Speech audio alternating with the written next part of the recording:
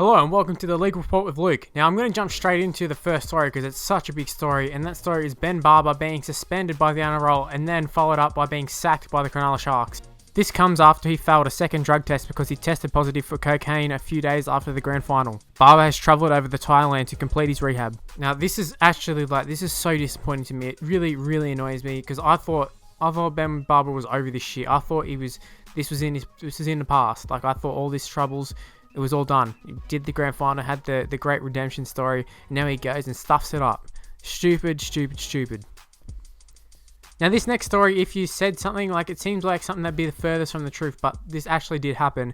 Hayne was caught in a bit of an awkward situation as it appeared he had shown porn to a bunch of school kids. Hayne was helping with a presentation on cybersecurity and they were hacking into his phone to show how easy it was, and apparently it was very easy, as someone else hacked into the presentation and showed Pornhub on the big projector for everyone to see. Initially Hayne copped the blame, but the people who put on the presentation cleared him. From 49ers to 69ers, eh?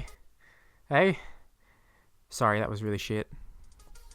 Soward has announced his retirement from rugby league. Soward was released from the Panthers midway through the season to go take up a deal with the London Broncos. This was his second stint at the Broncos as he spent half a season there in 2013 when he was released by the Dragons. Speaking of the Dragons, that's where he made his name, and that's where he won a minor premiership in 2009, a premiership in 2010, and then went on to play State of Origin in 2011. Many would say that Soward had one of the best kicking games in the NRL, and he was a huge reason as to why the Dragons won in 2010. He also got the ball rolling with the Panthers' rebuilding phase in 2014, where he led them to a top 4 finish. Whether you love or hate Soward, you got to respect what he's done on the field and his accomplishments. I mean, let me tell you, I'd hated him a lot, but I can respect him as a player. And all I got to say is congratulations on a fine career.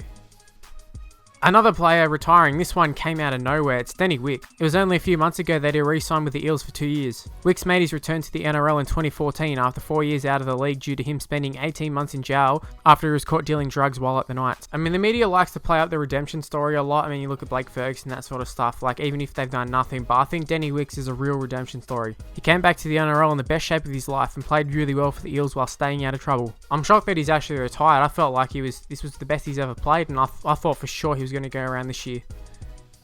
With Wicks retiring, this does open up a little bit of cap space for the Eels, and according to Triple M, Frank Pritchard has signed a 1-year deal.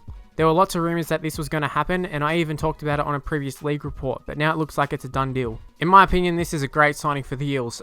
On and off the field, he's great, but in particularly off the field, you just need some of those great characters like Frank Pritchard, so yeah, I think he can do wonders for them off the field. The Eels aren't the only ones signing players, the Sharks have got in on the act as well. The first being the re-signing of Chris Heinington. They also announced the signings of Jeremy Lattimore from the Panthers, Tony Williams from the Bulldogs, and Daniel frickin' Mortimer from the Titans. Man, Tony Williams, Daniel Mortimer. It's confirmed. The Sharks are going back to back. Ruan Sims, the sister of Tarek, Corbin and Ashton, has signed the first ever women's professional contract for the NRL, I guess, the rugby league. I don't know what they're officially calling it, but she has signed it with the Cronulla Sharks. This is groundbreaking stuff for the women's game, and we can only assume that this is going to lead to a lot more women signing professional contracts. It's now official. Curtis Sironen is a Sea Eagle. Sorry, Manly fans. Sironen has joined Manly on a 2-year deal. I suppose it's not the worst signing for Manly. I mean, he can cover a lot of positions. Not very well, but he can do it.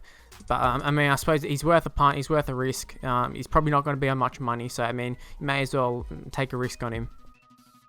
Anyway, guys, that is the end of the video. Hopefully you did enjoy it. If you did, make sure you go ahead and leave a like. Subscribe to the channel as well if you're new around here. You can follow me on Twitter and Instagram. It's at Mr. Luke on YT. My Facebook page is in the description below. So is the Twitter and Instagram if you want to just use a link there. But, yeah, Facebook is there. I think that's all the plugs out of the way. Check out my FIFA channel, Mr. Luke FIFA. And, yeah, that's the end of it. See you later, guys. Bye.